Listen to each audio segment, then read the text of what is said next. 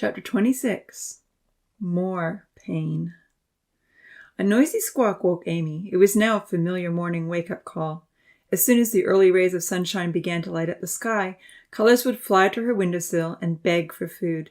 Sometimes he would even swoop in and nibble at her hair. His wake-up calls were very helpful to ensure that Amy got up in time to help with breakfast. Of course, Colors had no concern for breakfast duties. He was simply eager to get his day-old crusts. With her bird on her shoulder, Amy walked out of the house. Zoe, Zilly, and Zeddy were in the front yard nibbling on the grass. She cuddled all of them. "My, you're getting so big," she told Zoe in a hushed tone, not wanting to wake up her housemates. "None of you are babies anymore." Zoe nuzzled her. "Yes, I'll bring you some apple cores tonight," she laughed softly. Fredo came wandering slowly up from the forest, wagging his long fluffy tail.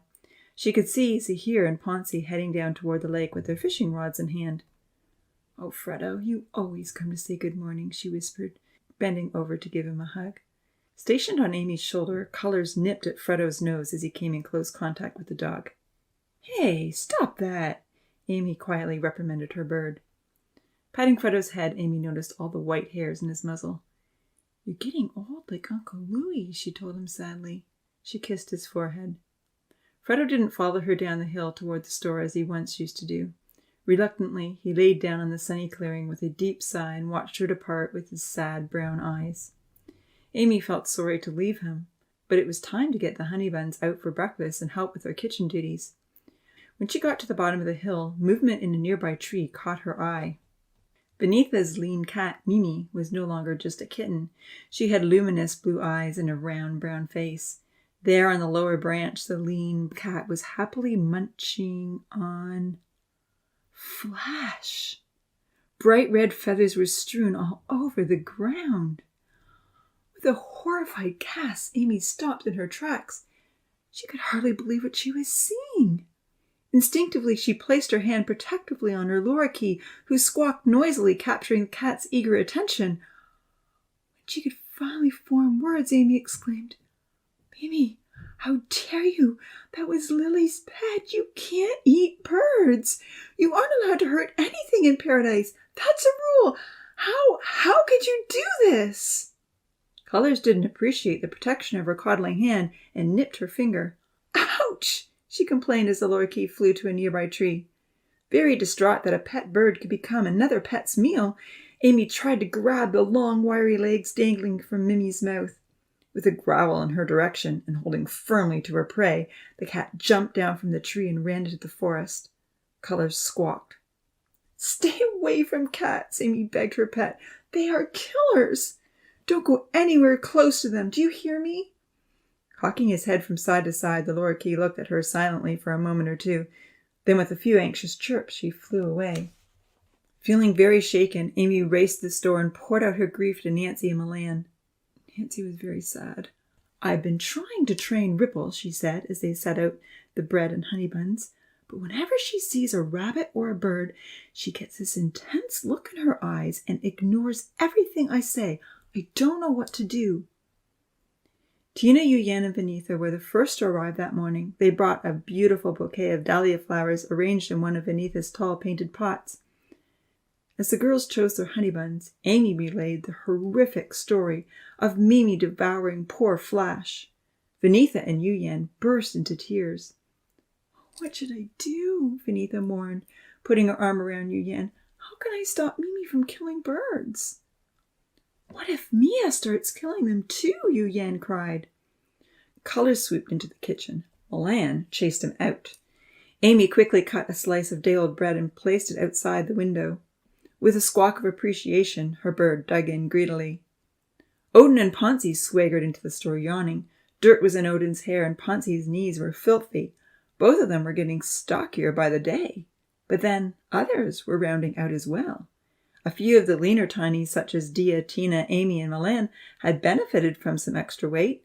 But for the majority, the growing waistlines were keeping Dia very busy, constantly altering clothes. "There better still be honey buns," Odin demanded. "There are lots," Amy assured him. "You're up early."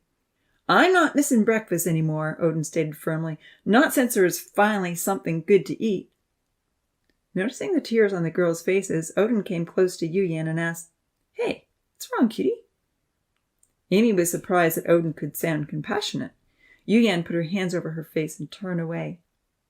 "Vanitha's cat ate Lily's bird," Nancy told him matter-of-factly, "and Yu-Yan is worried that her cat might become a killer too." Odin sat down beside Yu-Yan and put his arm around her. "That's okay," he said, doing his best to sound sympathetic. "It's just what kitties do best." He was unsuccessful in suppressing a chuckle. Yu-Yan squirmed. To everyone's great surprise, Odin pulled Yu-Yan close, almost onto his lap. With a sudden burst of strength, little Yu-Yan pulled away and slapped him across the face. "Don't you dare touch me!" she cried out. Then she ran out of the store. "Ouch!" Odin said. "She hit me. I was just trying to be nice. She should be punished for hurting me." Amy looked at Nancy with concern. It was true that outside the store the clay tablet said no one was supposed to hurt anyone else. However, the girls didn't feel Yu-Yan should be blamed for her reaction, neither did Milan. "Can't hug people if they don't want to be hugged," the store assistant spoke up with uncharacteristic boldness. "Who says?" Odin disagreed angrily. "That's not one of the rules. I'll hug who I want." Milan shook his blonde head helplessly. Odin grabbed 5 honey buns. "And what have you brought to trade?" Nancy asked. "I brought 20 pebbles for you yesterday," he shrugged. "That's enough." "That was for the 10 honey buns you took then," Milan argued. "You ask way too much," Odin disagreed, rushing for the door with the honey buns in his arms. "That's stealing," Nancy called out. "It's against the rules." "Punish Yu-Yan for hurting me and I'll give them back," Odin retorted, and then he fled. A few minutes later, Georgia, Lily, and Dia burst into the store with Zahir, Ponzi, and Kenzie. Red juice was all over Zahir's blue t-shirt. "What's going on?" the dark-haired tiny asked with a quizzical expression on his face. "Rotten tomatoes are flying through the air." Everyone ran out to take a look. From the North Forest, red spheres were being launched up high and were falling down near the store. "I threw out a whole bunch of rotten tomatoes last night," Nancy admitted regretfully. Uncle Louis came running over. Before he could ask anything, a tomato hit him on the forehead. Dark brown juice dripped down his nose and onto his chin. "Who is doing this?" he asked, wiping his white beard and looking around to see who was missing. Many voices tried to fill him in on all the morning's events. He heard about cats killing birds and boys hugging girls who didn't want to be hugged and getting slapped in the face and honey buns being stolen. "And Odin says Yu-Yan should be punished for hurting him," Nancy exclaimed. "But she was upset that he was pulling her onto his lap. What else could she do?"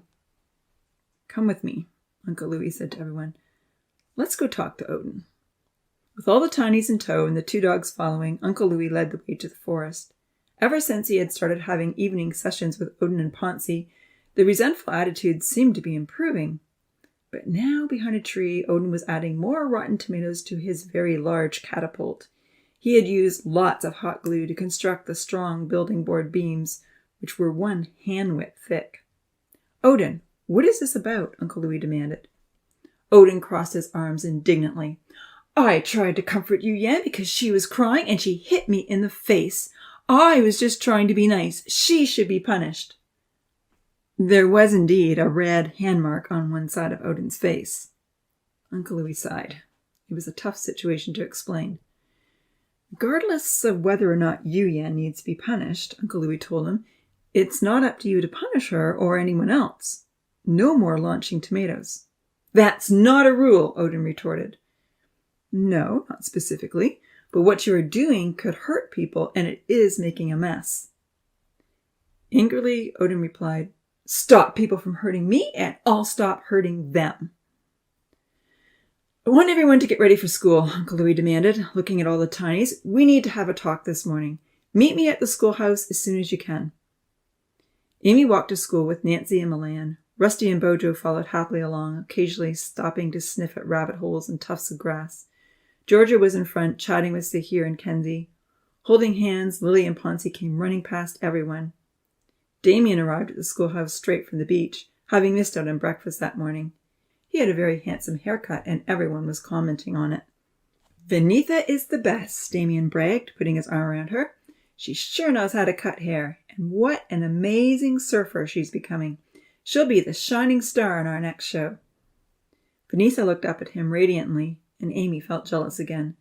Even though she was convinced Damien wasn't a good choice for her, he still had a pull on her heart. Santa and Charlie were already sitting in the long benches around the schoolhouse laughing about something. Bojo was resting his head on Charlie's lap. Tina had plucked up the courage to sit near Vahid, and they were now waiting for school to start in an awkward silence. France sat down on the other side of Dia and tried to start up a conversation. "Everyone is finding a special friend except me," Amy thought to herself sorrowfully, sitting down in the lowest stair beside the kitchen crew. It wasn't quite everyone, but it sure felt like it. "I used to be so happy," she reflected, "but now I just feel sad." Someone nudged her arm, and she looked over to receive a big lick on the face from Fredo. "You came down from the hill," she whispered happily. Putting her arm around the gentle golden dog, she drew him close. Fredo lay down with a happy sigh and rolled over on his back so that she could scratch his tummy. With a soft laugh, she obliged. "Guys and girls," Uncle Louis began his address, "you are all becoming adults. You are no longer children. It is quite natural that you are pairing off and feeling special bonds develop. It is normal to want to give hugs and hold hands. But," he paused, making sure he had everyone's attention, "sometimes a girl may feel something for a guy who doesn't feel the same for her, or a young man may feel he loves a young lady but she doesn't love him back. If this happens," Uncle Louis told them, "then hugs won't be appreciated. We all need our personal space. We all get to decide who can be in that close space." With a sympathetic glance in Odin's direction, he clarified, "But it is much kinder if we let someone know politely that they are invading our space rather than hit them. We could say, 'Please don't touch me, please give me more space.' And if someone asks us to back off, we must all respect their request. So you should only hug someone if they want a hug from you. Otherwise, even though you may intend to be kind, invading someone's personal space without their permission may cause them to feel that you are hurting them." There were some looks of consternation between the tinies. Some nodded, some seemed confused. "We all have to appreciate one another's feelings," Uncle Louis explained. "We only touch each other if that touch is wanted and enjoyed. Otherwise, unwanted touch is included in the rules of no hurting." Odin was shaking his head like he didn't agree in any way. But on the other side of the schoolhouse steps, Yu-Yan was nodding fervently. "I like that," Amy thought to herself. Suddenly she had an idea, and she thought it was a really good idea. Only she didn't want to share it out loud. With a smile, she told herself, "I think it will be helpful to make a few additions to the tablet. Then the rules will be clear to all of us."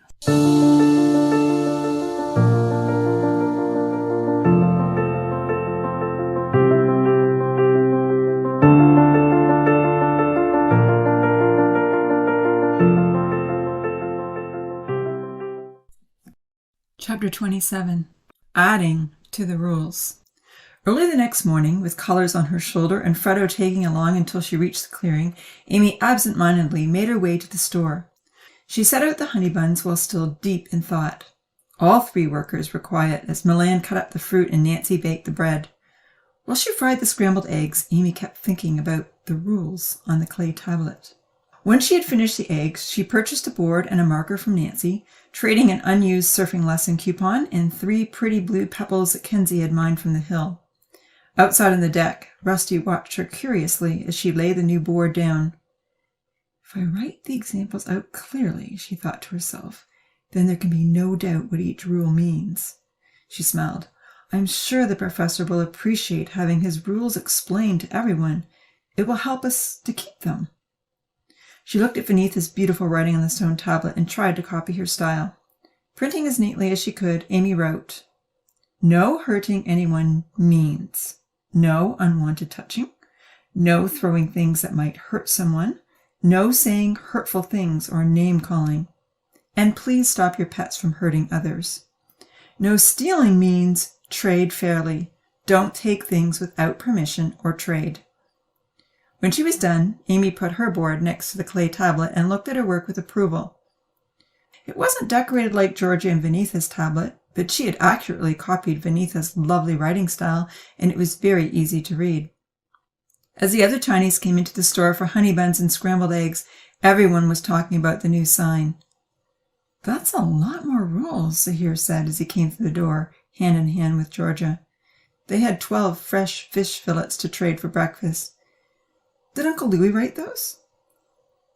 "It doesn't look like Uncle Louis's writing," Kenzie replied, handing over a straw basket which he had made for 2 days' worth of food. Milan admired the basket as Kenzie took 4 honey buns and a scoop of scrambled eggs. "I'd say Vinitha wrote it," he said. "It's her beautiful style."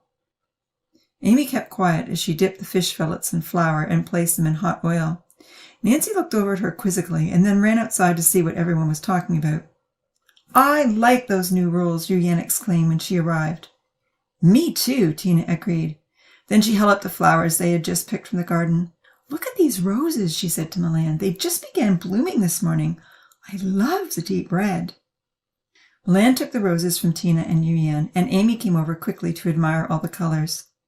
"The red is lovely," she said with delight, "and the pink is so soft and beautiful." Lima came in with a handful of sparkling beads from Mining Hill. "Why do we need all those rules written out?" he asked, handing his tray to Milan and picking up 5 honey buns. "'Cause then we won't be confused," Yulan replied, although she frowned. "I really don't know how to control my cat." "You could keep her inside your house," Amy suggested as she served Yu Yan a scoop of the scrambled eggs. "I think all cats should be kept indoors." Everyone looked at her in surprise. Coming back into the store, Nancy had overheard the dialogue and seen the sign.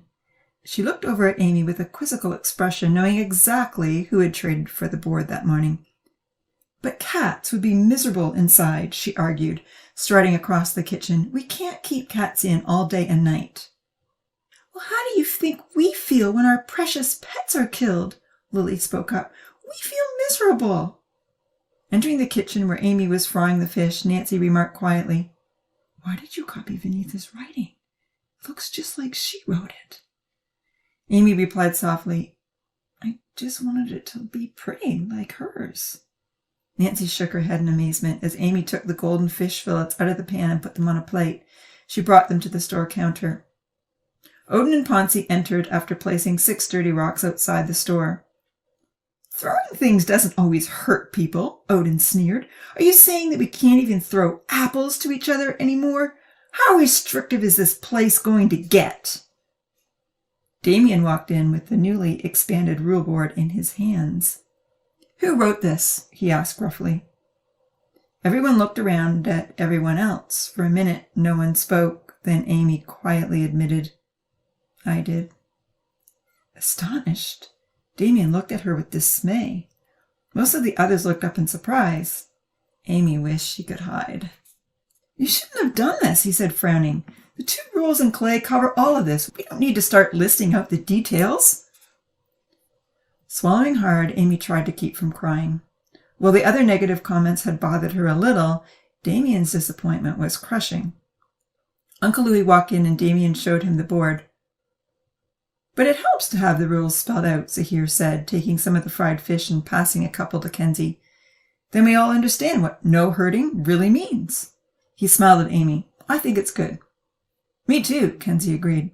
Zahir cut a lemon in half and they both squeezed the juice on their fish.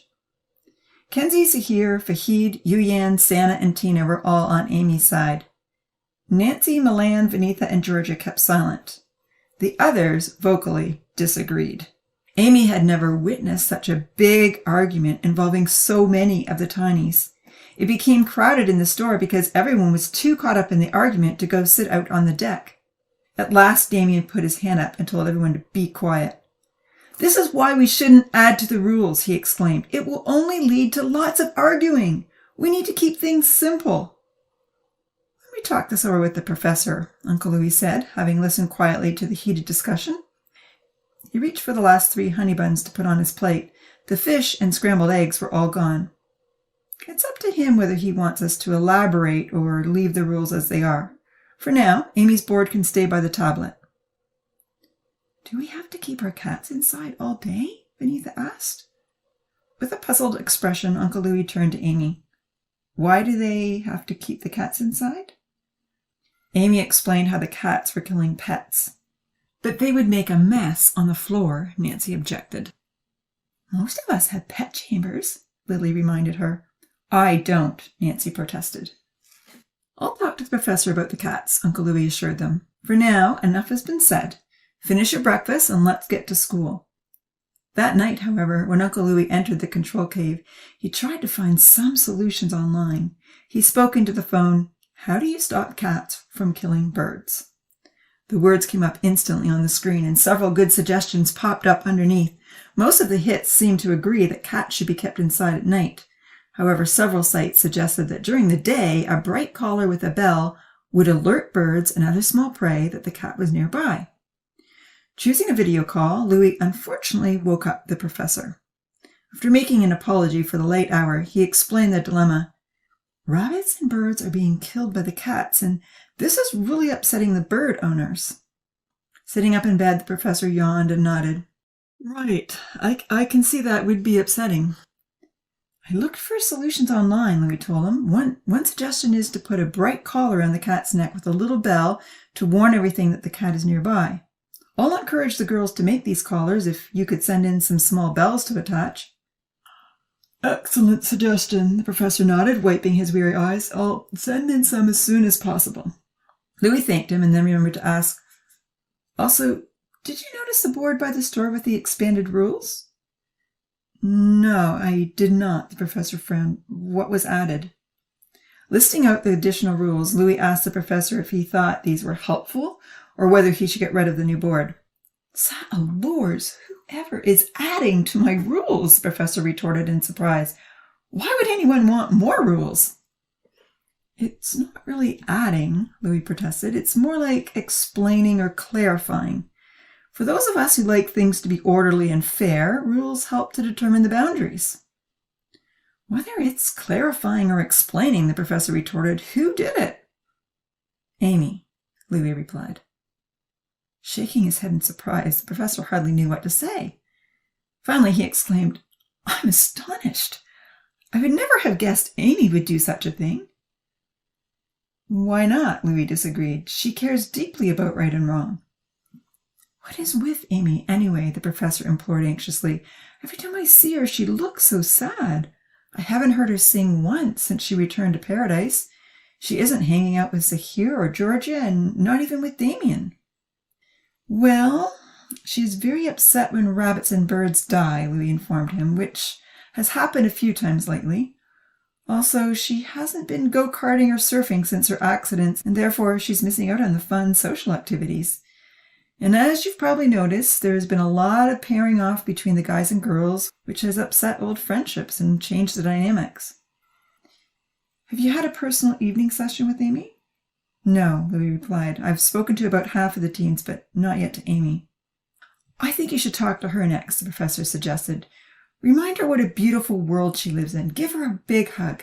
Encourage her to renew her old friendships and be more involved. Good idea, Louis nodded. I will have an evening session with Amy. And should I get rid of the board? Yes, you must, the professor said firmly. 2 rules are more than sufficient, and no clarification is needed. Remembering another matter that he wanted to discuss, the professor added, And by the way, Louis, I'd like you to organize a solar cooking experiment. I think it will help if the kids have another project to exercise their creative minds and keep them busy. They are interested in making flying machines, Louis suggested. That's complicated, the professor mused. And very dangerous. Maybe we should wait until they're a little older. I was thinking that it would be fun for them to be able to cook food on their own outside. They can harness solar energy. I'll send you in the instructions. Louis nodded. That does sound fun. Thank you.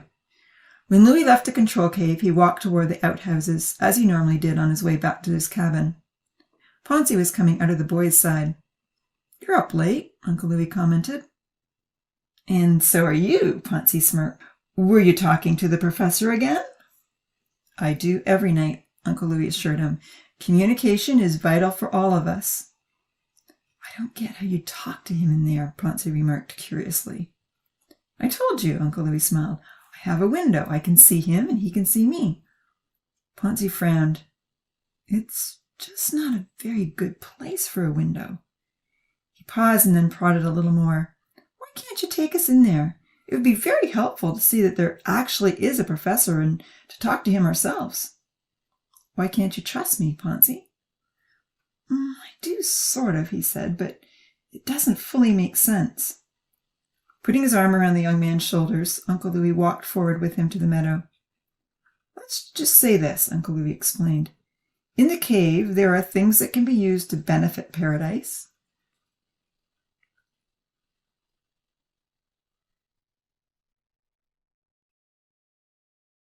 which could also be used to cause a lot of damage.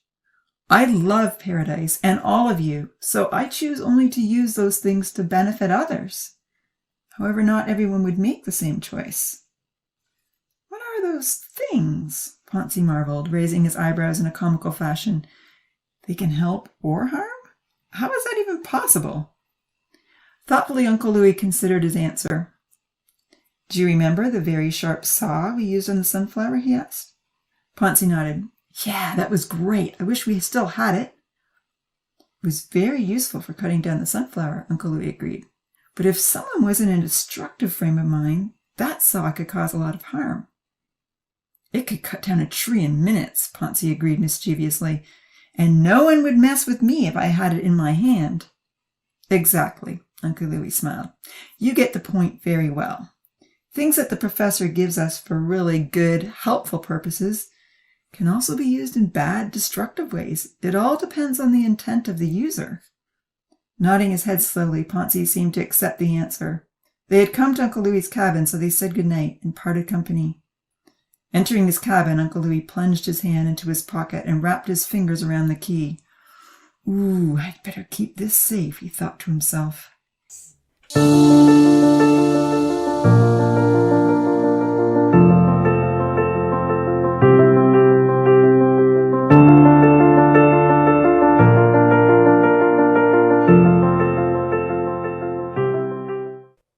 Chapter 28.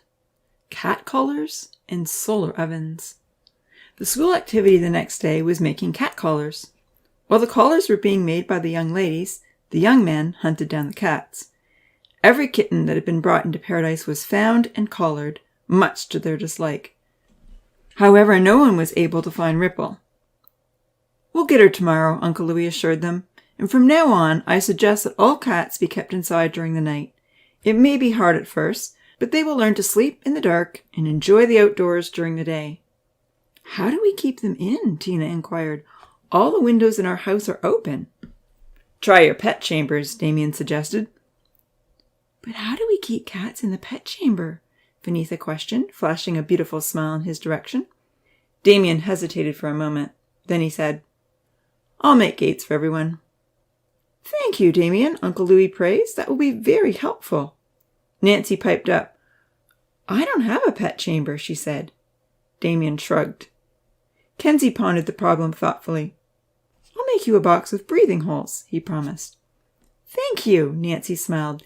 That will be worth 3 days of meals. There was still time before lunch, so Uncle Louis told everyone about the new project they would work on after lessons were over each day. He showed them the supplies that had been sent in to build the solar cookers.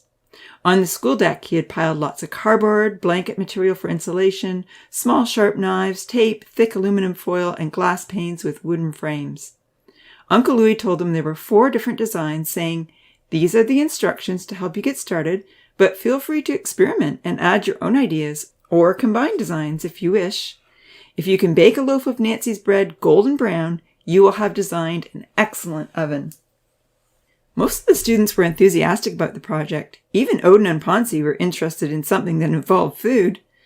Lily, Dia, and Lima didn't see the point, murmuring that Nancy could bake everything just fine in the kitchen. Uncle Louis wisely separated the murmurers, putting them in with groups that were keen. Amy was put into Kenzie, Vahid, and Tina's group. Looking around, she noticed that Uncle Louis had taken many away from their familiar friends and given them the opportunity to work with those he didn't know so well. As they read the instructions, Amy's team considered their options. I like the parabolic version, Vahid remarked. It looks like a lot of fun to build. It does look more challenging, Kenzie agreed, looking at the instructions. But it says here the box oven gets higher heat. It's too easy, Tina stated. We'll have it done in less than a week. But the box oven can reach the highest temperatures, Amy encouraged her teammates.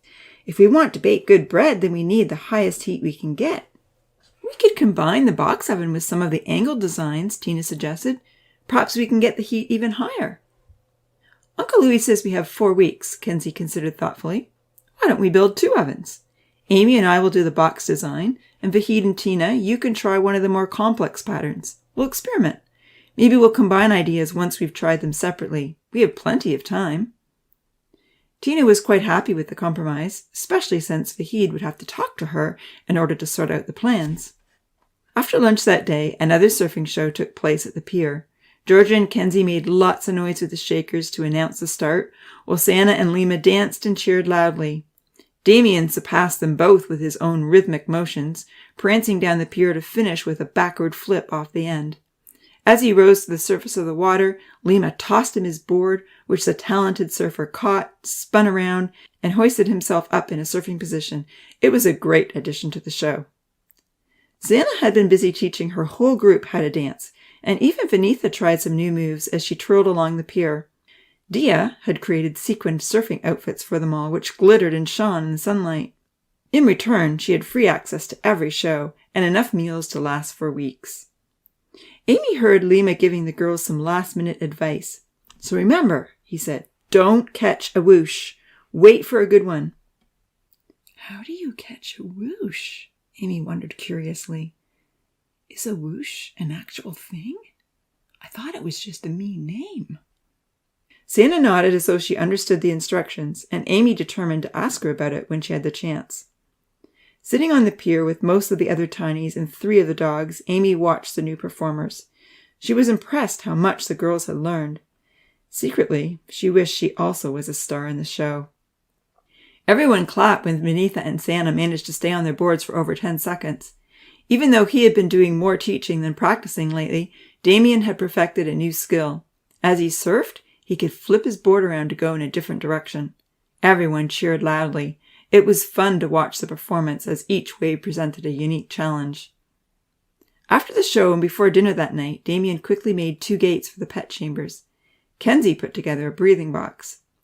Uncle Louis had told them that they could help themselves to whatever materials they needed, and Nancy was very happy to provide. Those with cats and pet chambers took home their gate. Nancy gratefully accepted the large, comfortable box. But Ripple was still missing.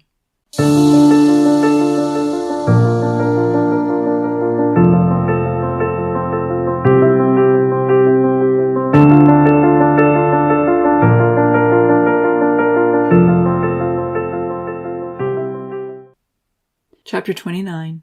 An Evening with Uncle Louis. Daylight hours had been gradually extending every day.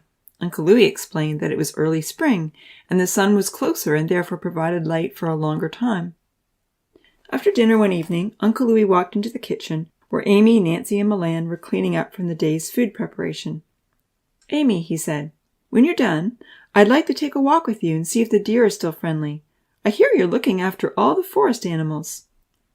"Oh, that would be nice," Amy replied, looking up with a smile. She had been eagerly waiting for her turn with Uncle Louis. "I can come now," she said happily, picking up one of Vanitha's pots with pink swirls. It was full of pellets and kibble for the birds and Freddo. Walking with Uncle Louis, she closed the door behind her so that Rusty wouldn't follow. Being young, Rusty was still very energetic and disturbed the shyer animals. Taking Uncle Louis to the side of the store, she showed him the collection of food scraps in her carry cart. Plenty more lay beside the cart. "If you stand still and don't make a noise," she whispered to Uncle Louis, "you will see the rabbits that eat here in the evening." Uncle Louis waited patiently, and sure enough, a few rabbits cautiously hopped out from behind the trees to nibble on the apple cores and carrot tops. Suddenly, a bell jingled, and they all fled for their hideouts. Millie pounced on the pile of compost. She was quite dismayed to see that her prey had escaped. "It works!" Amy exulted. "Uncle Louis, the collars work!" "Yes, they do," he laughed, happy to see she was thrilled. "And now you're off to feed the deer?" "Yes, they are always waiting for me this time of night." "You love the animals, don't you?" "I do," she nodded, pushing the carry cart as they walked towards the hill. "They are my friends. They always come running to see me, and that makes me happy." Uncle Louis nodded. I'm glad you're caring for them. It's the best way to keep them tame. Amy agreed, looking up with a smile. The sky was pink and the lake was reflecting the pretty colors. Thankful to be with Uncle Louis, she chatted merrily. She told him about the way her lorikeet woke her up every morning and how Fredo always came for a cuddle. They climbed the well-worn path up Rainbow Hill, through all the tall evergreens and leafy eucalyptus trees. Amy pushed the carry cart while Uncle Louis climbed slowly, huffing and puffing a lot. I just can't do this hill like I used to, he apologized. Maybe it's my expanding waistline, he laughed, patting his protruding stomach. Uncle Louis was becoming rounder, just like several others in paradise. With another laugh, he stopped to catch his breath. Whew, he panted. Perhaps I should walk up this hill every evening. Don't worry, Amy told him. There's no rush. Once they had reached the top of the hill, Uncle Louis plunked himself down on the ground with a big sigh. Amy scattered the birdseed pellets, and colors and skies swooped in for dinner. She whistled for the squirrels, and they came running down the tree trunks, chatting eagerly in anticipation of the tasty treats they might find. Fredo limped slowly over as well, and flopped down happily beside Uncle Louis. With empathy for the aging dog, the elder Tiny ruffled his soft ears. Amy brought over a handful of kibble, but Fredo turned away politely. He didn't seem hungry. The deer in Amy's yard looked up from the grass and eyed the newcomer curiously, but it didn't take them long to shuffle over and nuzzle at her arms. Don't worry, Zoe, Amy said, patting her furry friend's back. I have apple cores for all of you. One by one, she fed the younger deer. Eventually, the older ones came timidly out of hiding. Sometimes these ones come too, she said quietly, but they are very shy. Uncle Louis watched as she held out apple cores to the older deer. The squirrels noisily helped themselves to the scraps in the carry cart. In the distance, happy shouts came from Rose's Hill. Zoe and Zilly tried to steal the treats from their elders, but Amy gently shooed them away. No, give the others a turn, she told them. I brought these for your uncles. When the deer had eaten all the apples, they returned to grazing in the grass. Uncle Louis pointed out the loons, bobbing up and down in the water. In the evening, the lake was always calm. Waves came only after school was over and stopped right before dinner time. It was a very predictable pattern. I love watching the loons take off from the water, he said. Amy sat down beside him. So do I, she agreed enthusiastically. For a while they sat watching the loons, patting Fredo, and discussing cat collars, Luna moss, and the new solar cooking project. They talked about the board with the list of rules, and Uncle Louis kindly explained that the professor had decided the board must go. It's helpful to discuss all the ways we might hurt others, he assured her. However, the professor thinks that once we start adding to the rules, the list will never end. Reluctantly, Amy nodded. It did start a big fight, she admitted. It didn't help like I hoped it would. No, but it did draw attention to the cat problem, and we've now made some good changes. Eventually, Uncle Louis asked, You used to do a lot of singing on this hill, Amy. I don't think I've heard you sing since the flood. No, I haven't, she admitted glumly. Why?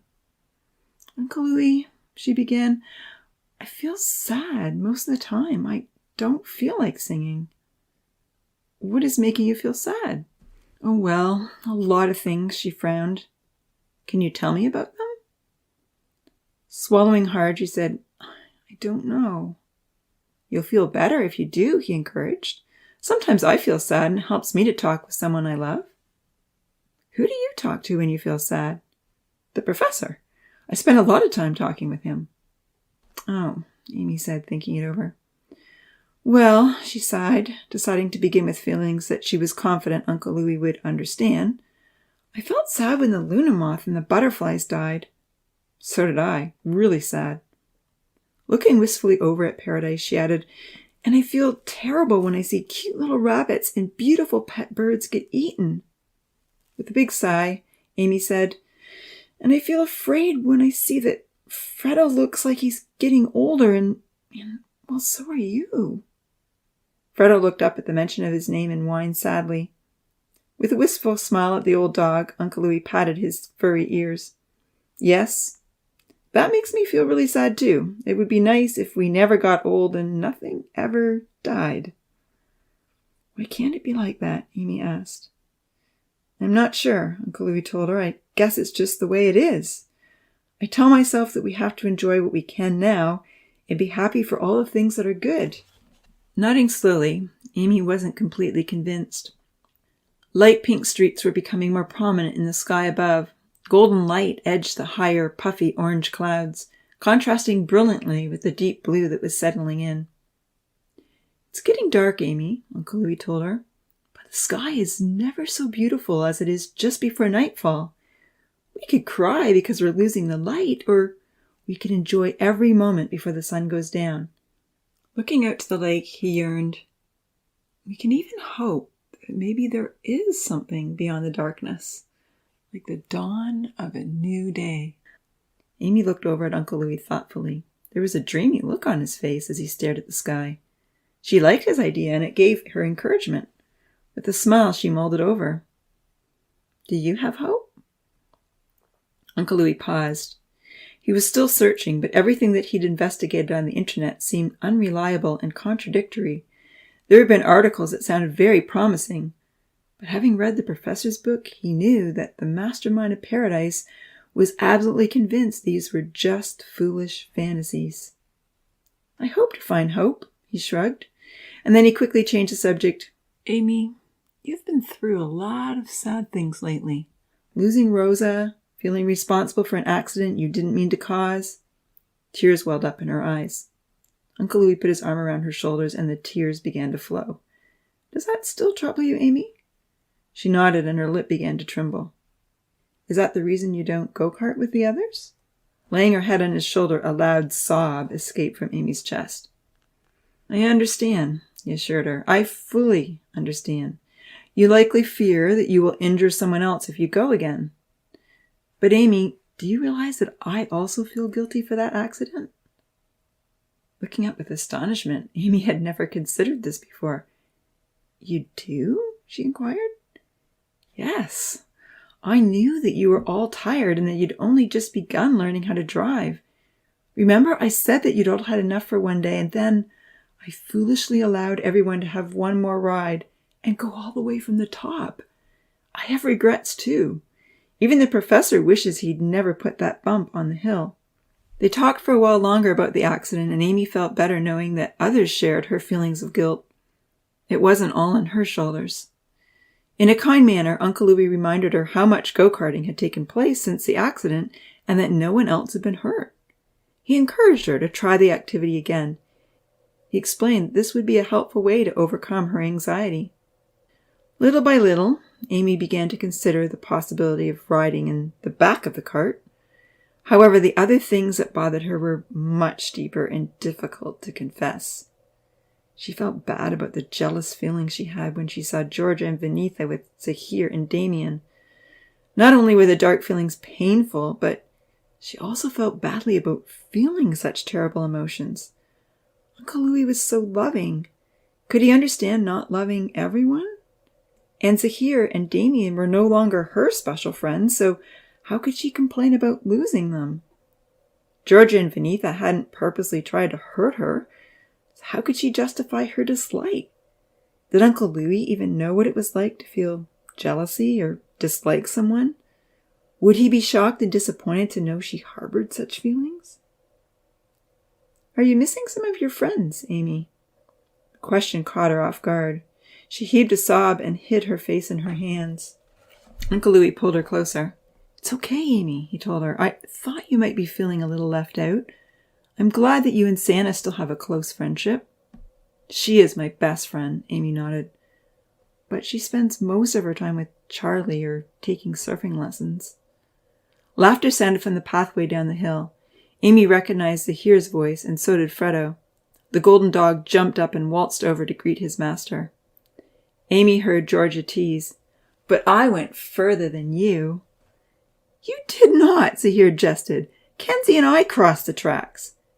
When? I must have been somewhere else. We did, Zahir protested merrily.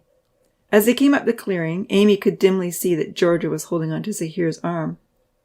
Sorry to interrupt, the dark-haired young man said, stopping in his tracks when he saw Amy and Uncle Louis sitting together. Fredo pressed up against his master's leg, and Zahir ruffled his ears. "Don't be sorry," Uncle Louis replied.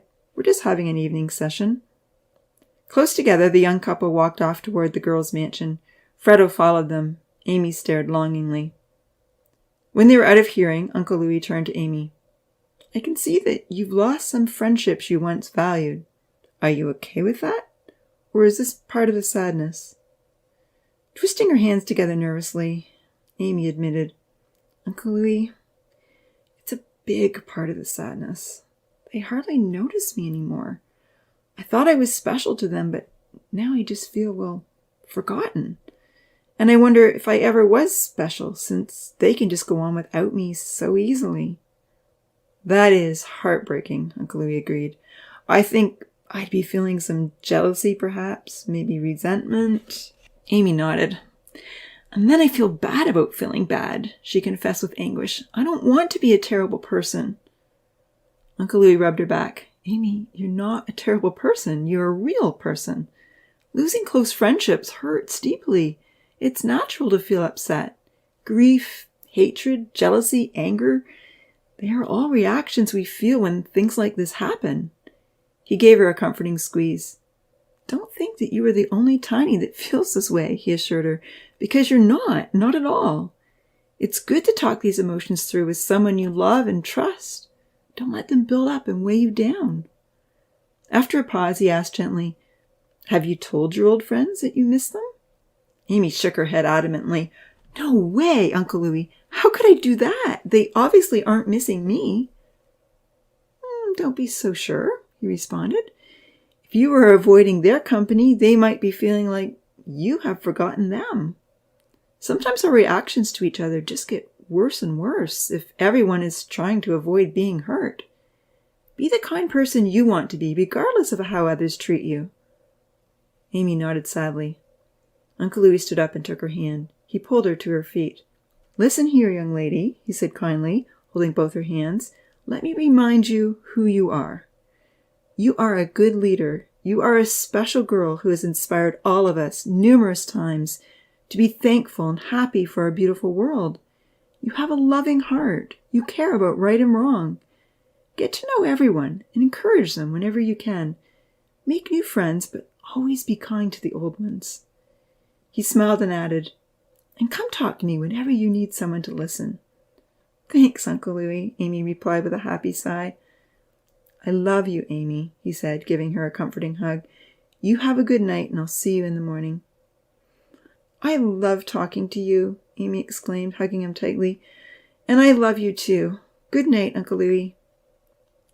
As the copper-haired girl left the clearing and walked along the dark path that led home, she could hear her friends calling out for their cats in the meadow below. Happy that little birds and rabbits were now safe from the killer cats, and comforted by the wonderful talk she'd just had, Amy smiled. "I will be a kind person to everyone," she decided. "I'll try to reach out to others, even if there's a chance my feelings might get hurt." Zahir and Georgia were sitting close together on the pink and white sofa, chatting happily when Amy came in. Zahir's arm was around George's shoulders, and Fredo had his paw on his master's lap. "Hi there," she said cheerily, smiling at everyone. "Is everything okay?" Zahir asked, stroking his dog's head. "Yes," Amy replied merrily as she headed to the stairs. "I just had a wonderful chat with Uncle Louis. I'm very happy." "A great chat after another long day feeding everyone," Zahir smiled. Amy glanced over with a puzzled expression.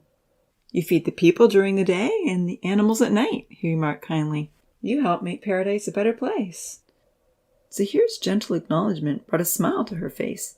But before she could respond with gratitude, Georgia piped up. "Zahir is thanking everyone for what they do," she laughed. "It's his day of encouragement. He wants to be just like Uncle Louis."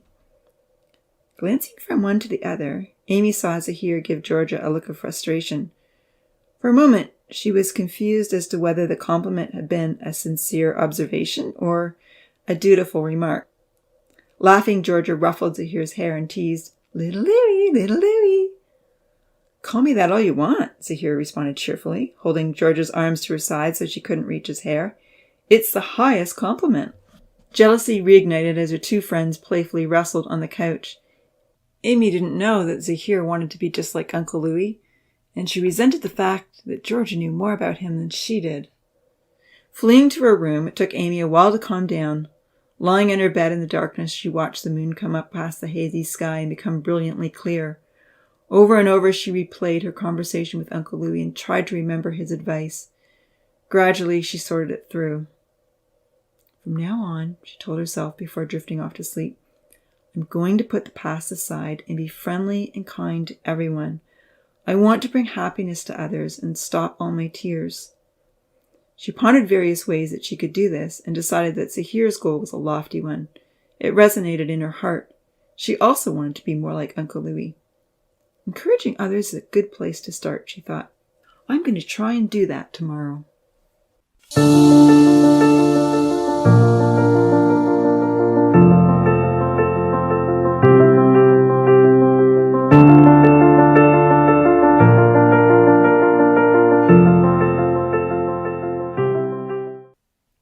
Chapter 30. The Invitation. What do you think? Jack Salmans asked Evan, showing him a digital flyer on his phone. I haven't sent it out yet. I'm just looking for input. Making it wider on the screen, Evan looked it over carefully. I'm glad you chose the picture of the first celebration. The Tinies all look so happy. Amy and Zahir showcase well, the professor agreed, and most of the others are also in that photo. Evan read the words, Paradise Research Exhibit, Greenville University Biosphere, Ontario, Canada. Open April 7th to 10th, featuring the Tinies, miniature humans and animals living in a beautiful world with minimal suffering. All scientists are welcome to study human behavior in ideal circumstances. Registration required. Paradise Research at profs.ca. This looks good, Evan assured him, mentally calculating that they had 22 days left before April 7th. He questioned, You were only allowing 4 days for the scientists, just Tuesday to Friday. I thought we were going to give them the whole month. Things are not going quite as well as I had hoped, the professor admitted. I have exams to manage on the Monday and, 4 days seems long enough. I want it to be a positive experience for everyone. But what about researching human behavior? Didn't you intend for them to see everything, the good and the bad? I'm worried, the professor paused. Evan could see his mentor was stressed. About the ethics committee? I had hoped we'd have some valuable insights to share at this point, he admitted heavily, which would help justify the sustainability of this project and bring others on board. Let's just commit to 4 days. And what about the public? We'll see how it goes. Are you concerned about Odin? The professor sighed. As you warned me a few months ago, they are all going through their teen years. Rebellion and fluctuating emotions are only par for the course. We know how happy the Tinies have been in the past and are for the most part, but should certain individuals hear certain complaints or see sadness and misbehavior, I just think it'd be too easy for someone to blow a small incident way out of proportion. Evan nodded. He understood the professor's reasoning and realized that during the last 17 months they had both come to care for the Tinies more than they had ever thought possible. Keeping the little family safe and happy had become a higher priority than creating headlines all around the world. Are you sure you don't want to wait till they're in their 25th month? I can't, the professor replied, shaking his head. The dean has been asking what we are up to. Rumors are spreading. I invited him to come tomorrow. What? Evan exclaimed. Fred Hoffman is coming here, into the viewing room? Yes, I know. I'm sorry I'm only telling you now, Jax apologized. He emailed last night and demanded to see what was going on. He's heard about our purchases. And ages ago, I promised Rachel that she would be the first to view everything. We don't have any longer, Evan, and I do feel the time is right, but 4 days will be long enough. Are you sending the invite out today? Evan clarified.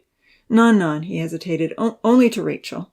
We'll allow Fred in tomorrow and ensure we have his approval. If that goes okay, then I plan to email this invite to the rest of my colleagues and let the word spread from there. So, Rachel today and the dean tomorrow, Evan considered nervously. He watched as Jack sent the digital flyer to Dr. Khalid. There was a big smile on the professor's face. Evan walked over to the terrarium to have a look. The professor followed. Inside, next to the schoolhouse, Uncle Louis was still teaching the tinies their morning session. On the stand beside him, he had displayed a book about solar energy and various ways to harness its power.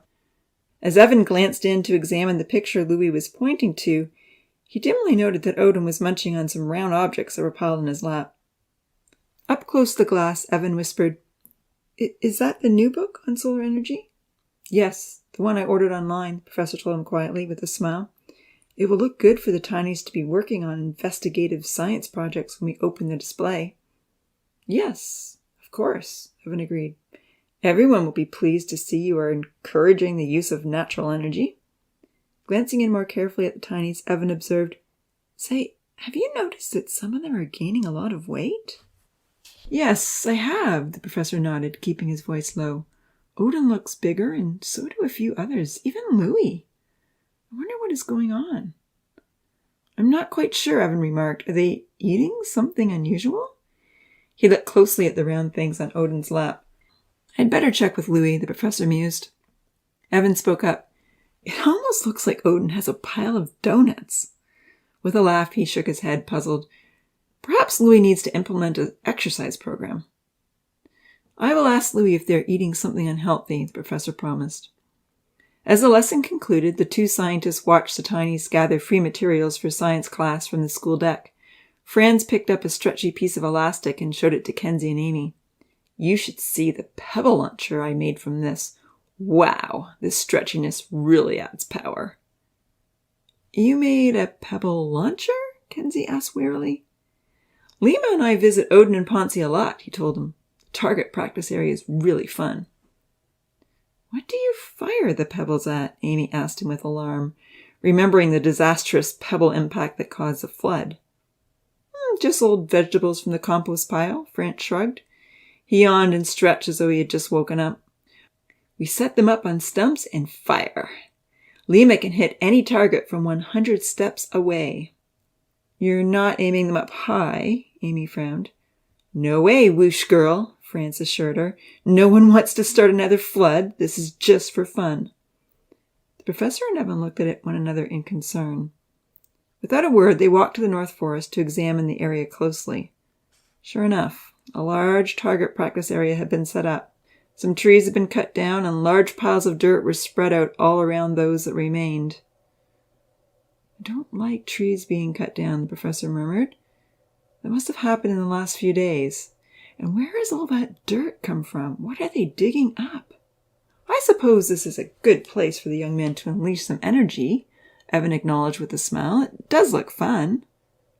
"Why are they digging in the ground?" the professor pondered. "Maybe they're creating an underground den." That would explain why they look dirty most of the time. He noticed a new instrument near the catapult. "That must be the pebble launcher," he remarked, looking more carefully. "It's amazing. How did they come up with that design?" "If you ever want to join us," the researchers heard Franz offer, "you just need to bring Odin something he can trade at the store for meals. We generally bring him rocks, since Mining Hill is so close by. One day maybe we'll find the treasure." "Odin doesn't dig for his own rocks?" they heard Amy ask. "No way. He gets them delivered to his cabin. Then he just has to carry them over to the store." "Smart guy," Kenzie chuckled. Standing on the other side of paradise, Evan smiled at the professor. "Odin's learning to work the system," he chuckled softly. The professor didn't smile. He was still looking in astonishment at the pebble launcher. "Ooh la la, that is well engineered," he said. "Did Franz say that he made it?" "He did," Evan said. "If so, that young man has a keen mind." "Yes," the professor said slowly. "I had no idea he was so smart. This is encouraging." "It's a wonder no one has found the treasure," Evan remarked. "There's been a lot of mining on that hill. I didn't think we buried it so deeply." "It'll be found soon," the professor agreed. "Hopefully it will bring joy to them all." Walking around a stand in front of the lake, the scientists viewed the students working on the solar project. Evan noted the group placements. He was pleased to see that very few of the tinies were with their usual friends. "Good job, Louis," the tall blonde-haired researcher said. "You're encouraging new relationships." Jax frowned, but Evan didn't say anything more. He felt that Louis knew what was best. Franz was working with Dia and Charlie. They were building a complicated solar oven design with an angled box and movable side reflectors. Evan saw Franz yawn twice as he directed the project. "He's tired," he noted. They watched Kenzie, who was down on his knees measuring cardboard to make a box oven. Amy stood beside him, holding a pencil that was as tall as she was. They had a good system going. Kenzie would hold a building board perfectly level from one measurement to another, and Amy just had to run the pencil along the board to make a straight line. Since the Tinies were working near the school, the microphone under the veranda was picking up their voices very clearly. "We make a good team," Amy encouraged. "I like the way you're doing this so precisely." Kenzie looked up with a smile. "Thank you," he said. Tina and Vahid worked quietly next to them, cutting many complex pieces for their curved parabolic design using the sharp knife. Watching Tina and Vahid carefully pull the sharp blade through their rounded pencil lines, Amy said to them, "Your pattern is sure a lot harder than ours. Those are challenging pieces to cut." Vahid and Tina looked up and nodded, thankful she had noticed. The scientists looked at each other. "Amy has a voice of encouragement today," the professor smiled. "If the dean were here, I'm sure he'd be very impressed." There was a sudden holler of frustration. "You whoosh!" Odin called out. Nancy was embarrassed. Damon looked over irritably. Outside the dome, the two scientists exchanged puzzled frowns.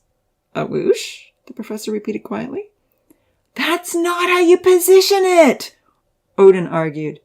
"Yes, it is," Nancy contended. "Look at the instructions." For a few moments they debated the right way to do it, and finally Odin reluctantly quit arguing. Nancy was right. "What exactly is a whoosh?" Evan queried. "I'm not sure," the professor replied, noticing an important call was coming in on his phone. "Perhaps they've started making up their own derogatory terms."